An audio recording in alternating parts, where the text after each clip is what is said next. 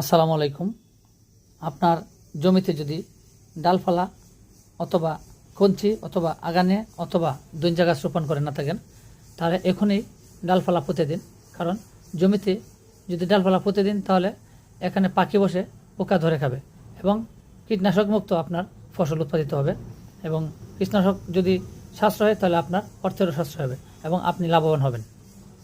কৃষক ভাইয়া, আপনারা দেখতে পাচ্ছেন আমরা কিন্তু ওই যে ধানের জমিতে ডাল কুপে দিচ্ছি, ডাল পুঁতে দিচ্ছি। এই ডালের মধ্যে কিন্তু পাখি বসে পোকা ধরে খাবে। এটা হচ্ছে একটা জৈবিক দমন ব্যবস্থাপনা, যে আমরা রাসায়নিক কীটনাশক প্রয়োগ না করে কিন্তু আমরা এই ধানের জমি থেকে পোকা মাকড় নিয়ন্ত্রণ করতে পারি।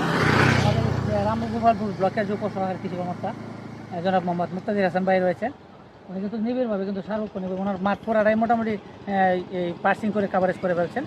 কারণ উনি কিন্তু প্রতি বছর এই যে ব্লকের জমি রয়েছে, এই জমির কিন্তু টোটাল লাগে উনি পার্সিং করেন এবং পার্সিং করার ফলে দেখা যাচ্ছে যে ওই ব্লকের কীটনাশকের পরিমাণটা অনেক কম লাগে এবং উনি বেশিরভাগ জমিতেই পার্সিং করে শেষ করে ফেলছেন এবং উনি সবসময় মাঠে কৃষকের সাথে সার্বক্ষণিক রয়েছে।